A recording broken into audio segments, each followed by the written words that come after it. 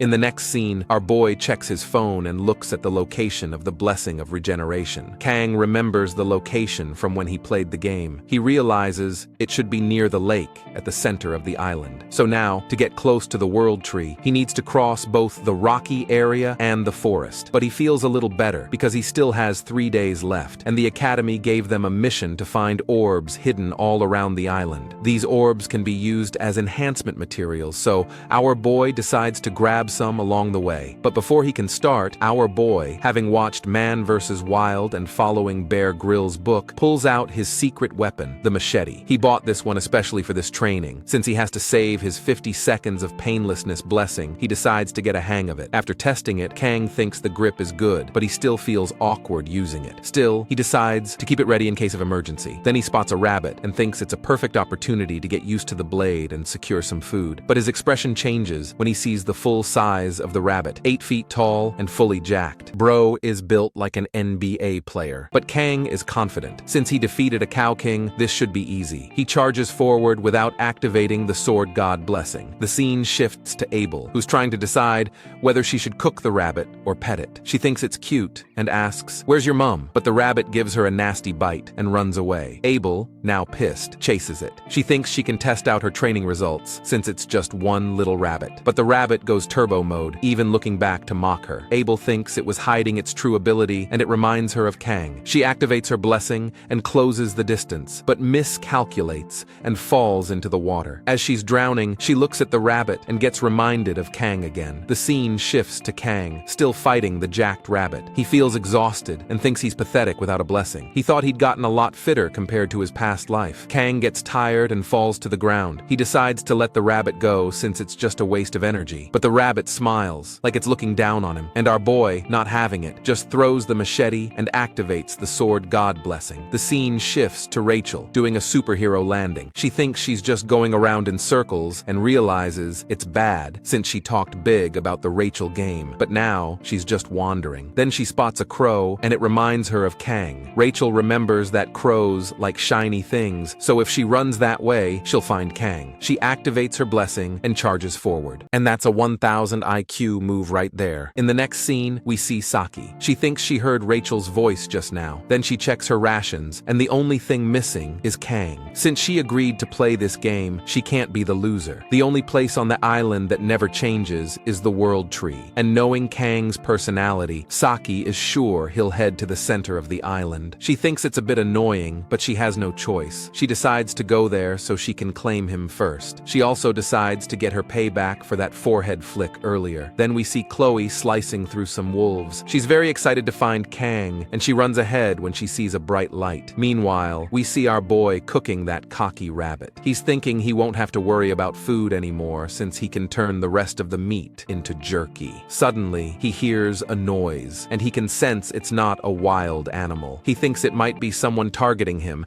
and they're coming straight at him without stopping. Our boy decides to strike. Then, we see Chloe running and calling out Kang, but she encounters Rachel instead, and both of them scream, "Why is it you again?" We shift back to Kang, and it was Abel. She drops on the ground inches away from his knife. As our boy looks at her shaking and flustered, Abel tries to say something, but she just starts to blush. Later, Abel is sitting by the fire, checking out the fur and meat Kang hunted from the rabbit. She sighs, thinking she's lost to him again. Feeling embarrassed and cold, she tries to keep her composure. But then, being a true gentleman, our boy covers her with the fur, which immediately makes Abel flustered and warm. She's about to say thank you, but her twisted ankle starts to hurt again. Suddenly, Kang gently holds her foot and begins to treat it, saying she shouldn't leave it like that. Damn, the author seems to have foot fetish, and how dare he cover it. Show us more, damn it. After Kang finishes treating her leg, Abel thanks him, blushing and feeling shy. Kang then asks her why she's wandering around alone. Abel remembers Rachel's game about monopolizing Kang and quickly says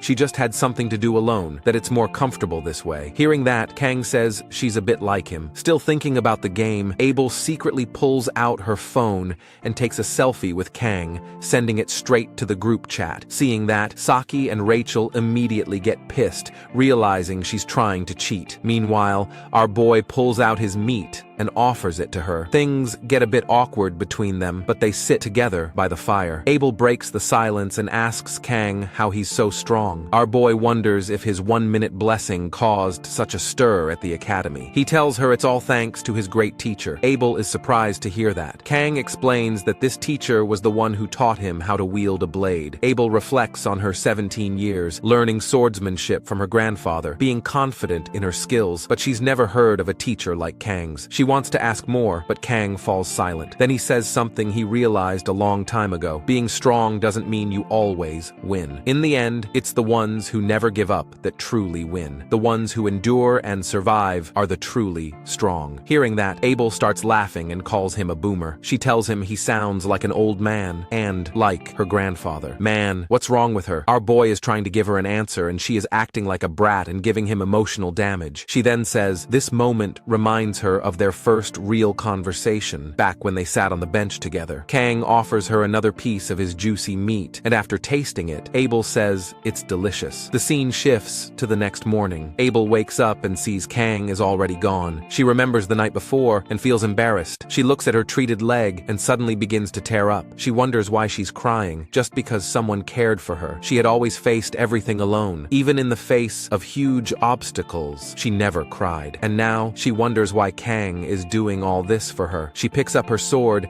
and starts preparing to leave. She decides she needs to properly repay Kang's kindness. Wrapping herself in the fur coat he gave her, she marches forward. Meanwhile, the scene shifts to Kang in the forest. He thinks last night was chilly, but now it's hot as hell. He wonders if Abel is awake by now. He starts thinking about how pretty she is, but for some reason, he feels like she doesn't like him that much. Even though he randomly ran into her and helped her, the main story might change a little. Still, he hopes everything will be fine. Then he remembers, today is the day Abel and Leon are supposed to start developing feelings for each other. Our boy hopes Abel doesn't give Leon that fur blanket. It kinda makes him feel weird, but Kang shakes off the thoughts, deciding not to waste any more time. He needs to find the blessing before sunset. The blessing of regeneration is ranked just one tier below the transference blessing. It amplifies the body's healing ability, but the catch is, it can only be used by the caster. Since Kang has the transference blessing, that restriction doesn't apply to him. It might seem like a cheat skill, but it can't regenerate lost limbs. It's limited to healing wounds. Besides that, this blessing doesn't affect Leon's growth, so Kang must get it before he does. Our boy climbs a hill and looks up at the tree. It looks nothing like the game's graphics. He searches the area and spots the orb resting on a podium. He wonders what's the point of a hidden blessing when it's glowing like crazy. Still, he thinks he's lucky. Not only did he find the blessing, but there's also a gigantic orb as a bonus. Kang finally thinks his luck is turning around, but he spoke too soon. As he gets closer, the vines around the orb suddenly get slashed. Then he hears a familiar voice behind him. It's Leon standing there menacingly. Leon asks if Kang really came to a place like this just to find the orb, or if there's another reason. Kang explains he saw the orb from afar and came to check it out, but Leon doesn't buy it. He pulls out his sword and says, "If you want it, then you'll have to take it.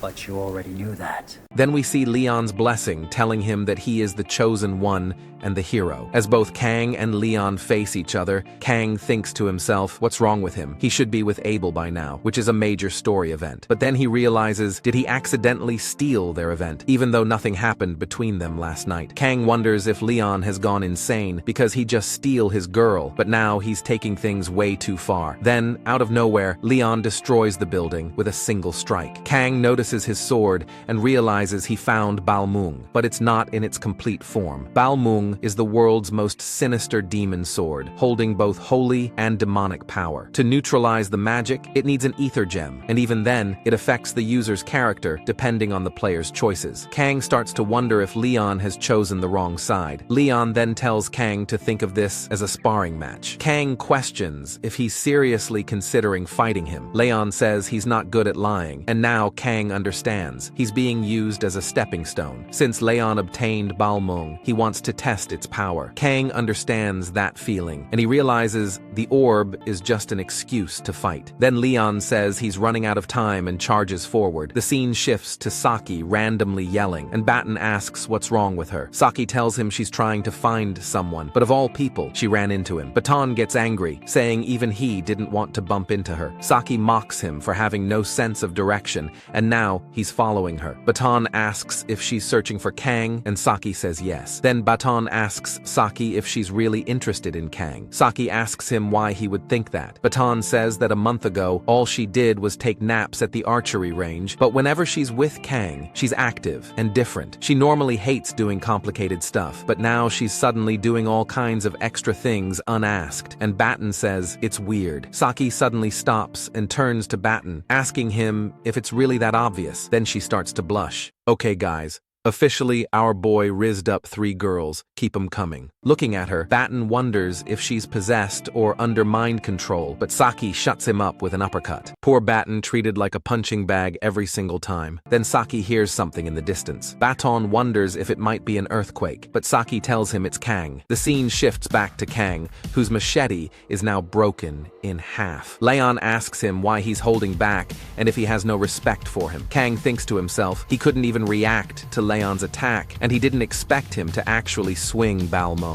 He doesn't want to get dragged into a fight when he has no idea what's going on. He's holding back because he doesn't want to accidentally cut Leon down, but if he doesn't fight, he might lose his head. Leon comes closer, telling him to grab his weapon. This fight was going to happen sooner or later. Kang grabs his knife and activates the sword god blessing. As both of them clash without backing down, Kang tries to keep some distance, but Leon charges forward and breaks his sashimi knife. Leon tries to strike him again, but Kang dodges back and throws more sashimi knives at Leon. But Leon breaks all of them and instantly closes the distance. He prepares a powerful strike that destroys the surrounding pillars. Kang dodges the strike, but it destroys his bag, leaving him with just 1 knife. Kang starts moving back and thinks Leon is on a completely different level now. Compared to midterms, even a protagonist's buff has limits. So why is Leon the only one who's solo leveling? Suddenly, an aura strike comes flying toward Kang and destroys the ground. Leon has exhausted his mana,